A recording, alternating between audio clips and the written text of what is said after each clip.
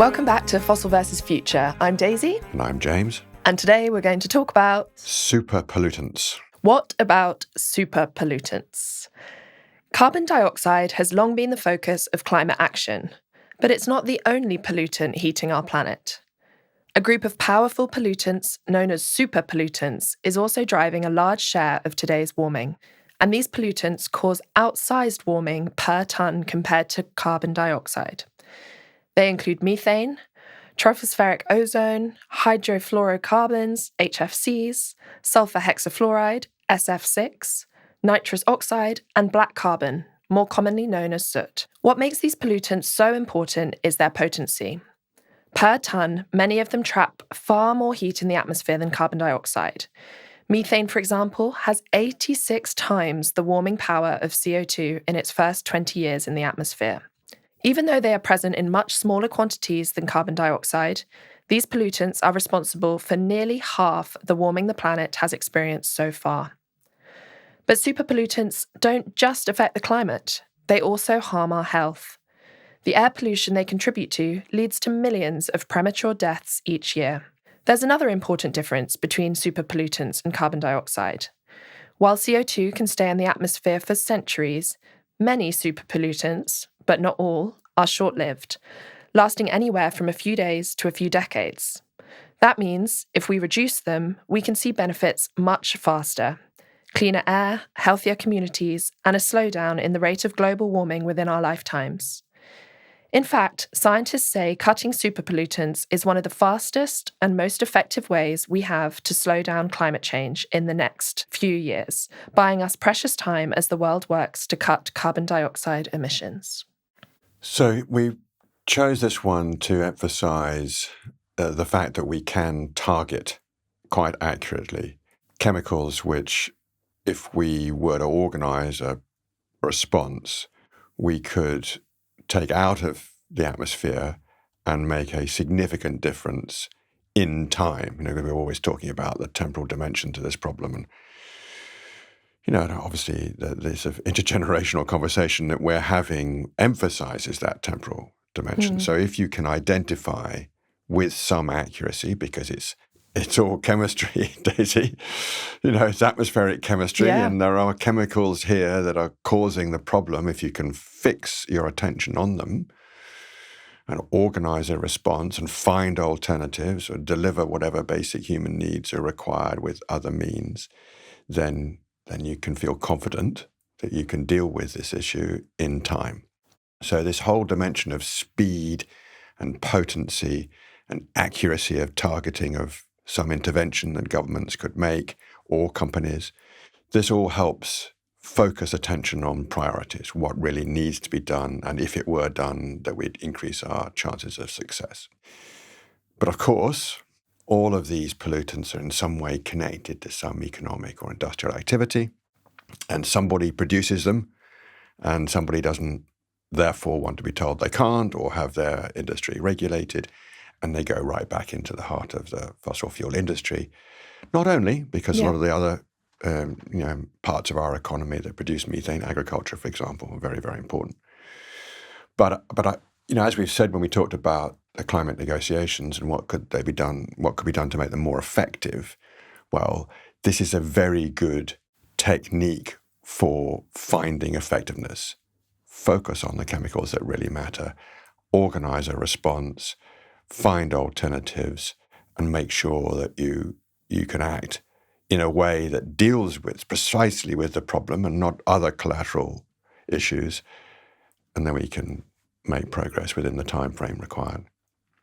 Yeah, I saw it described as a flow problem. So because most of these super pollutants are short-lived, controlling them controls how quickly the planet warms, whereas CO2 is more of what is commonly called a stock problem, so controlling the maximum extent of warming.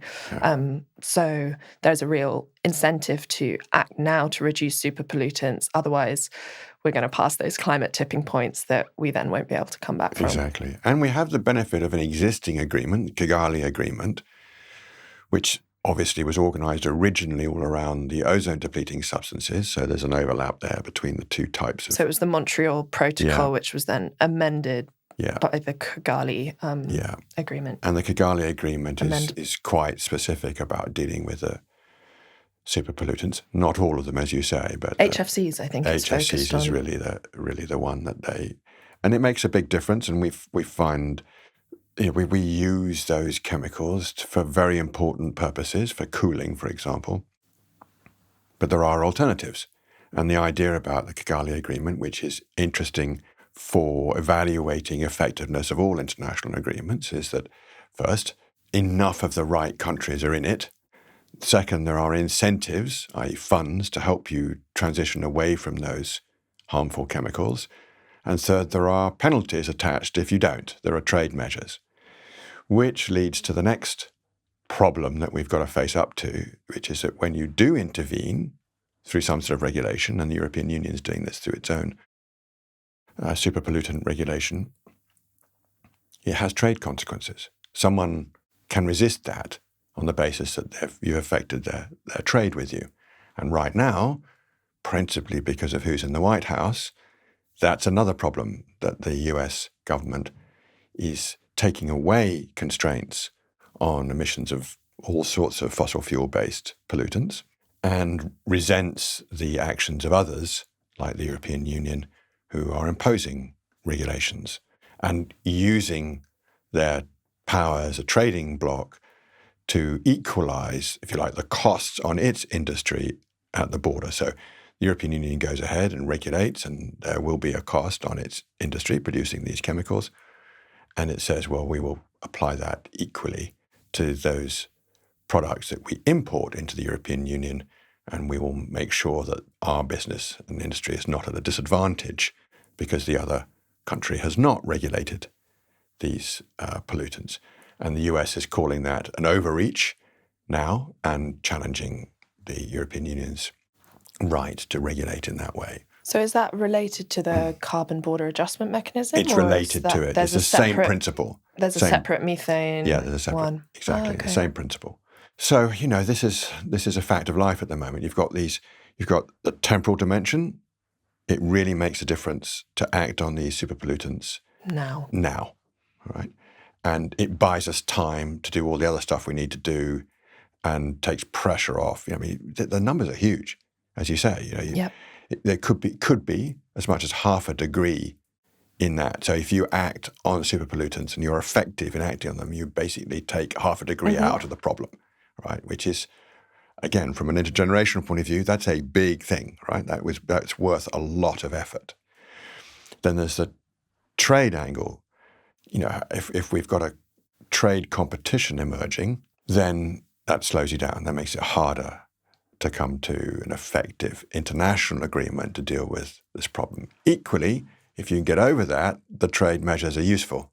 They allow you to pull together collaborative action, which is what the Kigali Agreement has done, and has done with strong US support.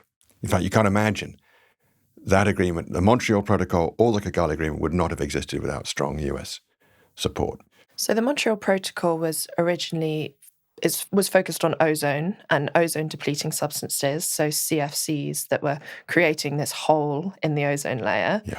And it's always spoken about as one of the sort of most successful environmental agreements because it made a huge difference in reducing the use of those substances. But as people phased those CFCs out, they started using HFCs.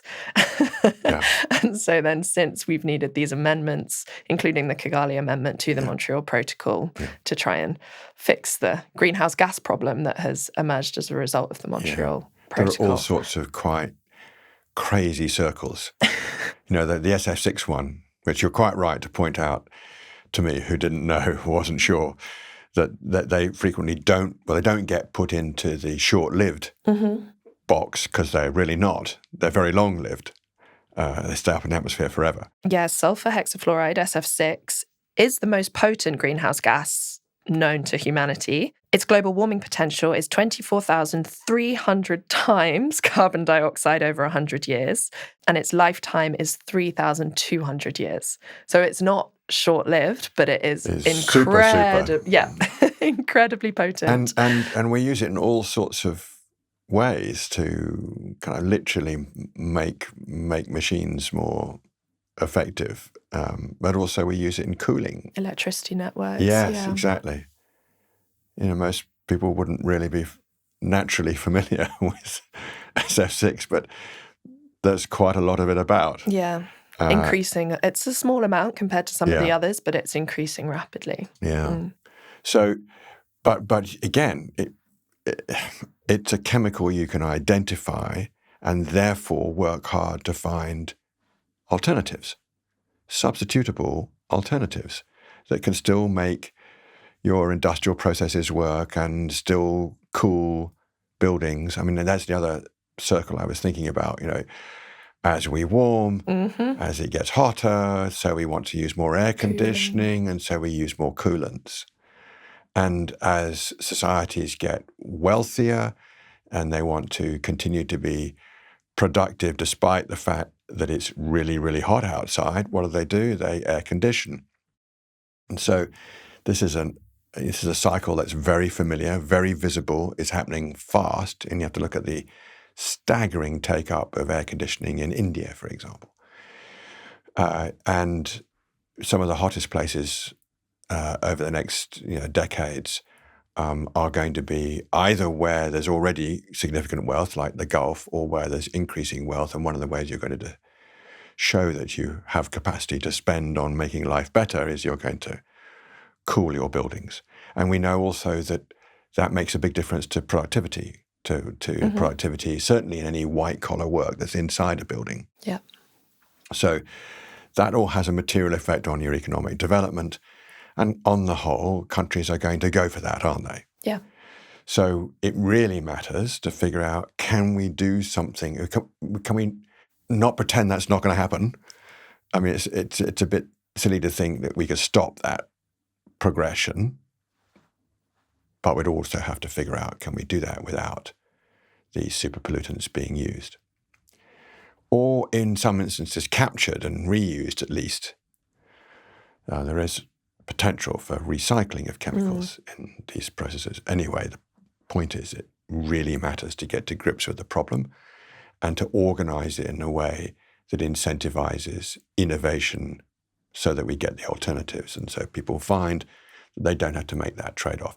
And sometimes it's something a lot more, old-fashioned or ancient even, which is to think hard about how do we cool buildings without air conditioning, actually.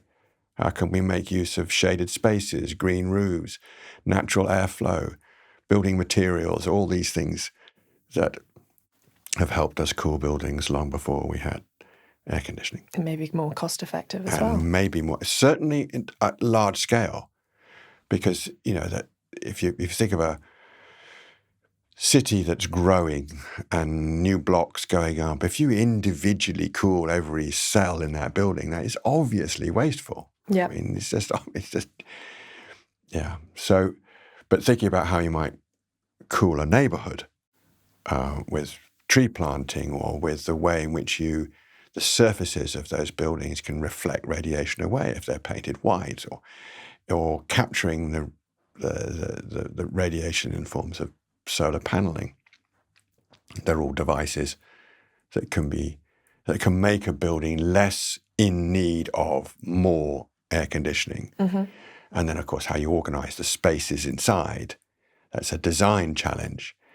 It's also a challenge to materials. What sort of materials do you use in the building?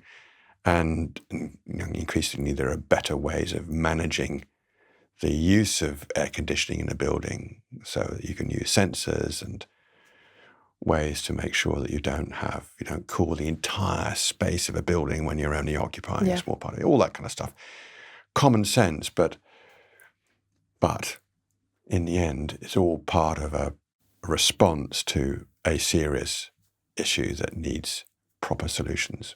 When learning about super pollutants, this term that comes up is global warming potential. And this idea that super pollutants have a greater global warming potential than carbon dioxide. So the IPCC set the reference as carbon dioxide for global warming potential. So that has a global warming potential of 1. And then you can see from the numbers of super pollutants how much more they heat the atmosphere than carbon dioxide. So methane, for example, traps more heat in the atmosphere per molecule than carbon dioxide, and its 100-year global warming potential is about 28 times that of CO2, and over 20 years it can actually be 80 times. That's a really more important number, that one. Yeah, so you need to look at it on that time scale as well, because of the fact that they're more short-lived. You were talking about the sort of atmospheric chemistry element of it, James, and it's essentially to do with the different molecular structure of these different gases. So greenhouse gases warm the atmosphere by absorbing infrared radiation that's emitted by Earth after it's heated by the sun. And more energy is absorbed than it escapes back into space. And then that's how the greenhouse gas effect is created and why the world warms. So methane is CH4, carbon with 4 hydrogen atoms. So it's a sort of tetrahedral shaped molecule. And when a molecule is exposed to infrared radiation, it will absorb that radiation that matches the frequency of vibration of the bonds. So methane has several vibrational modes like stretching and bending that efficiently absorb infrared radiation in wavelengths where carbon dioxide does not absorb that radiation. So that's why it warms more. Methane is interesting because it also has indirect warming effects. So as well as the methane molecules trapping the heat, it reacts with hydroxyl radicals in the atmosphere to form this tropospheric ozone, I find that a hard word to say, and water vapor, which are both also greenhouse gases. Yeah. So methane is reacting to create more greenhouse gases, which is why it's has a multiplier effect. A multiplier effect, exactly. And I think that is probably the super pollutant we hear most about. Methane. And probably has the largest volume as well. 30% of total warming since the Industrial Revolution has been due to methane. So it has a huge impact. Yeah. And there have been some steps to raise awareness around methane, and countries are taking steps to reduce methane. There was the Global Methane Pledge, launched at COP26 in 2021, which I think was spearheaded by the US and the EU, funnily enough. And now there are 160 participants. So 159 countries and the European Commission are all signed up to the Global Methane Pledge. The pledge is to reduce global methane emissions by 30% from 2020 levels by 2030. So it's a global target, not individual national targets. And it's also non-binding. So individual countries are not assigned targets. It's a voluntary initiative that is the secretariat for the Global Methane Pledge is the Climate and Clean Air Coalition that I think I'm an advisor to. Yeah. And I was brought into that or invited into that, partly through a former student of mine, but also Eamon Ryan, the former Irish minister. And I like it because it brings together air pollution and climate in a way that perhaps communicates more effectively to a population that, whatever their politics or whatever they've heard from their political leaders, they can understand that maybe air pollution is not a good thing. And the overlap is very obvious here with these super pollutants. So you can have good, sensible strategies focused on air pollution that have a positive effect on dealing with climate change. And I think that's helpful for, you can imagine it's not just for national governments, mayors of cities or people working at local level can usually organize a response to something visible or experience.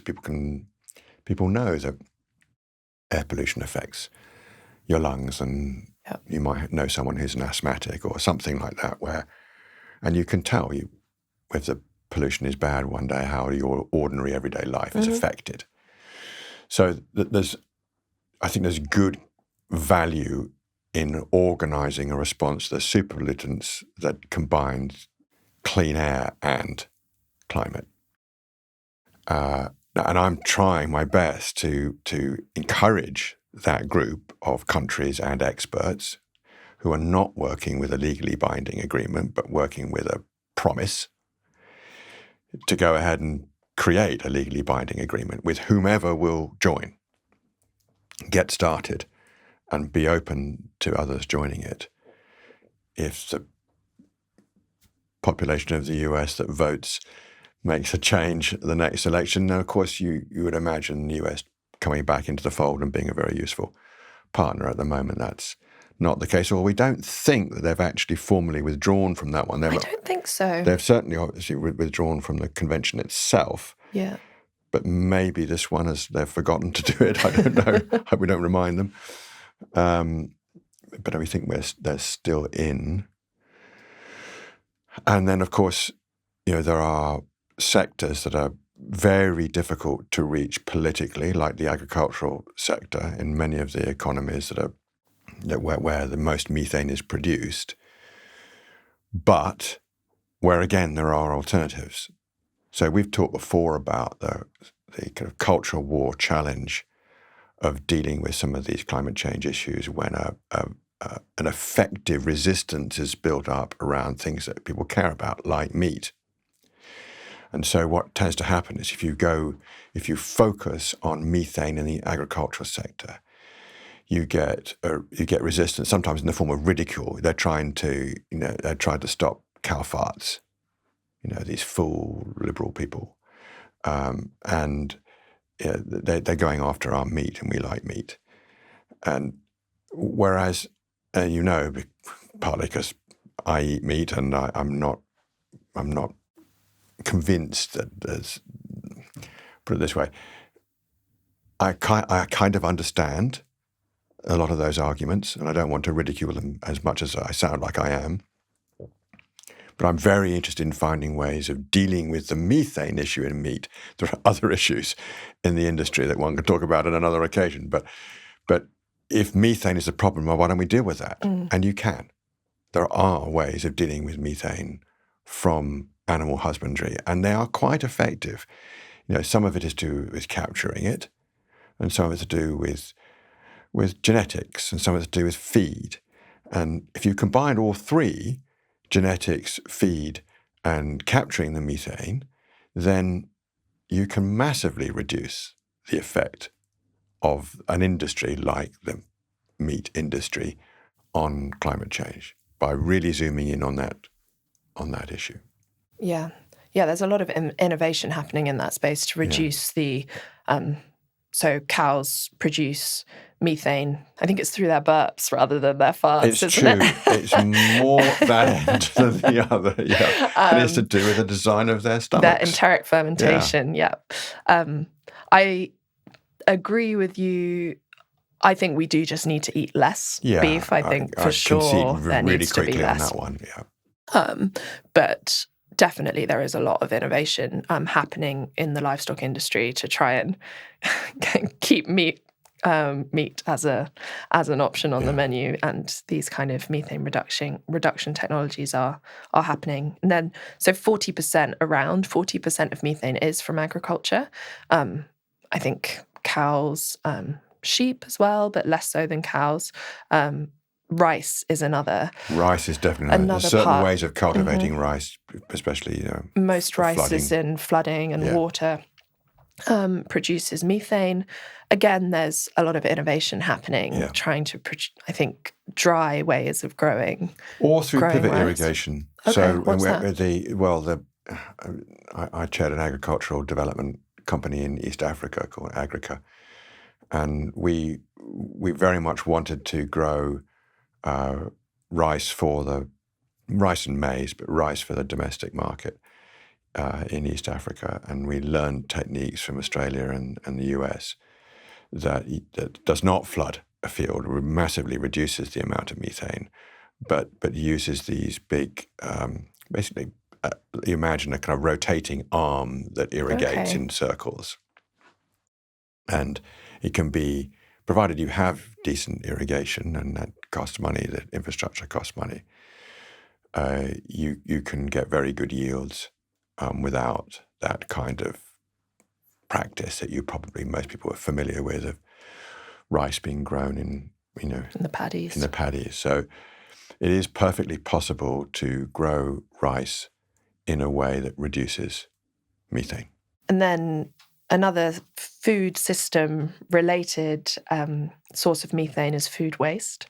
So 20% of human-caused methane is from waste, and a lot of that is food and organic material decaying in landfills, because when it decays with a lack of oxygen, methane is produced. So an obvious solution would be reducing the food that we waste, but also alternatives are, for example, rather than the waste going to landfill, anaerobic digestion, where at least the methane is being used to create energy. So there's a use case for the methane. Yeah. All of these areas where we know methane is a problem, there's also a problem with waste, and they're kind of bound together. And in a way, and these days we can track this from space, and we have tremendous ability to know precisely where methane is being leaked out of a pipeline, say. God knows if you see the flaring of gas off gas fields in Kuwait or something. I mean, it's astonishing, but that's all waste. Right? So, you may think it in some instances is unavoidable because of the way the gas is, produced or from the earth before it gets refined. But it's just an obvious fact that that's all waste. Leakage from pipelines is a very significant source of methane, eventually arriving in the atmosphere. And we can detect that very accurately now. And you would have satellites, thought, yes, because there are very, very accurate satellite monitoring of methane releases.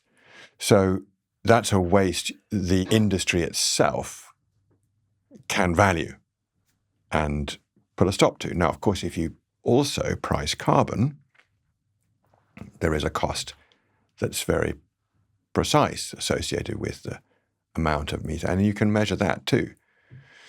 So one of the things that, years ago, again, the US was very supportive of, was to pay for the wasted methane off a pipeline out of a fund to say, with here's money you can access to do that, and then gradually make that a fund that rewarded whoever prevented that methane being released to the atmosphere. As a form of carbon pricing that had some kind of industry buy-in. They could understand that if there was a price mechanism that they could work, there would be a reward for preventing the release. And of course, you can make that punitive as well. Currently, methane's not specifically in the EU ETS emissions trading system, but it could be. And ultimately what you want is to be very clear in your regulatory intervention on this important topic that there is an incentive for preventing that waste. And if that turns into a reward for stopping it, then fine by me. It feels like it should be enough of an incentive in itself that you're just not wasting. It should be. It should be quite straightforward. Why waste it when it has a value in its own marketplace? Yeah. I wouldn't mind going the next step, which is to say, don't waste it, because if you do, that's a penalty on all of us. Mm-hmm. And if it incentivizes an enterprise designed specifically to prevent that waste getting into the atmosphere and causing harm to all of us, then why not have a reward? And that reward, of course, will be attached to an obligation to reduce. That's how all carbon markets, in one way or another, work. Mm-hmm. Interesting. You could tax it too, but it's somehow or other, for something like this, as you say, where there are multiple sources, all over the world, there's methane finding its way up into a common atmosphere. It's probably better to have something that's market-based that you could trade. Yeah. And some companies are beginning to raise awareness around super pollutants. So I think just last week, Amazon, Google, JP Morgan and others launched the Super Pollutant Action Initiative. So they've committed to channel $100 million into solutions. And as we've spoken about, I think it is exciting because there are so many solutions when it comes to super pollutants. And the Climate and Clean Air Coalition that you work with, James, clearly lists all these feasible, cost-effective solutions that are we know already that once implemented can achieve global reductions of at least 40% of methane versus 2010, up to 70% of black carbon versus 2010, and 99.5% of HFCs by 2050 versus 2010. So we can get sort of 90% of the way there with known solutions and that can be implemented now. Perfectly achievable. Yeah. And the Climate and Clean Air Coalition is doing studies for, I think, 30 countries, or certainly many countries that otherwise would find it hard to make this transition without some sort of help or guidance, and then setting out pathways for them to select means that would work within their political economy. And hopefully, I mean, I stress that word because it's kind of feels harder today than perhaps ever before. You can organize an international response that would bring, in the same way that the Montreal Protocol and the Kigali Amendment did, this combination of assistance where it's required and real constraint where it's also required to stop people cheating the system, basically. And it matters so much, and the potential is so great to get a good result that you'd think this might be one of those areas where all those who really want to, we use this phrase coalition of the willing now in several different circumstances, but all those who feel like they could organize a collective response that would work. Mm-hmm. And I just, as you know, I'd like that to be a serious commitment to be bound, not another platform of promises. Yeah. That people will sit down and earnestly and gravely and with real attention to what it means to be bound in law, commit. And I realize that saying that today feels somewhat idealistic, but that doesn't make it any less right. And the Montreal Protocol and Kigali Amendment did that. They were legally binding. And it has worked. To a very large extent, it has worked. And many, many lives have been saved as a result. Yeah, it's a tricky time for international law, but we've got to keep pushing. Yeah. I mean, almost every day there's another insult, there's somebody in our opinion-forming media who just is prepared to roll over and accept somehow that might is right is a natural order of things and the rule of law is a sort of superficial secondary notion and that international law is meaningless. And this is a current mode of conversation. And my response to those people who write those confident opinions is that you may say that, it might make you feel as if you're somehow a man of the world, but you don't think that when it actually comes to you, when someone with more might than you comes to you and tells you you don't have the power you thought you had and they'll just take what they want.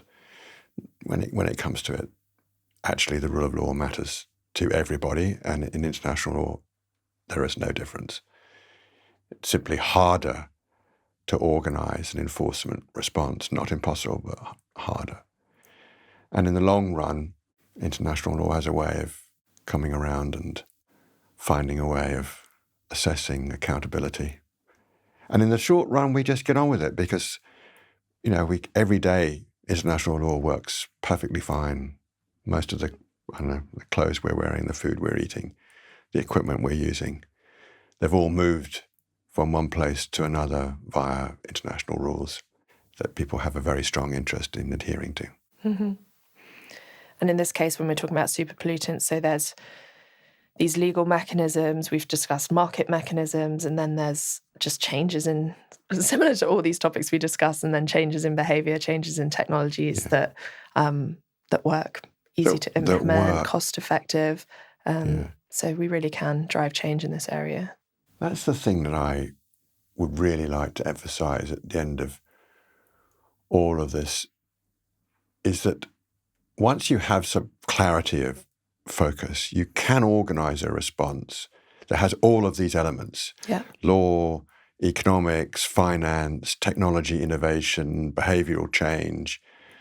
And it can be seen and experienced positively. It's not, it's that these shifts we're talking about. It's not a sacrifice, not a punishment, actually. There may be some element of that when it comes to the ridiculous wastage that happens. In the fossil fuel industry itself, the moving of fossil fuels around the planet, the fact that every time we burn them, there is waste.